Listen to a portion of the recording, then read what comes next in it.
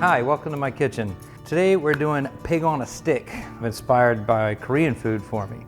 A pounded out piece of pork on a skewer, we're going to grill it, and we're going to use what's called a white barbecue sauce, which originates, I believe, in northern Alabama. This is the top part of a leg, but you can always just get like a pork tenderloin. Raw ham would be another one. And this part here is getting thicker, so I'm going to cut it like this, okay? But see, this one's wider, but this one's thicker, so hopefully after it's pounded, we'll end up with kind of the same deal. I'm going to go ahead and season these now before I beat them up. Salt, sugar, cayenne, a little bit of fresh herbs, fennel. Not too much on these because they're very thin pieces and they're going to cook very fast as well. If you have one of those meat tenderizers, this would be a really good use for it. Pounding it tenderizes it. Makes it really nice to eat. Now, if you don't have a meat tenderizer, there's always the frying pan. If they came out real thick, I'll just cut them in half and go through it and just kind of sew it and just run that down the stick. Probably the best thing I can tell you about this method right here is you can do it with really cheap cuts of meat.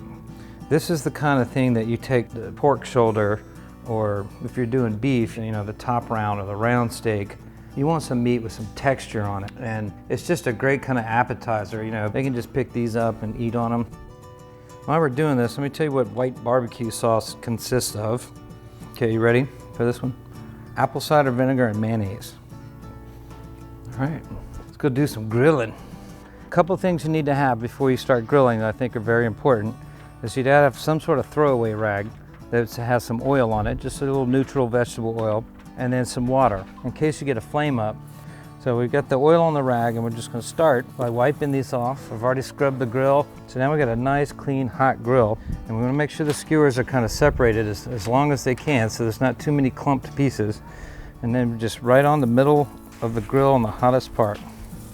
Now, one thing you can do too, if you want to get the heat kind of jacked up, you can close the lid and cook it a little bit faster.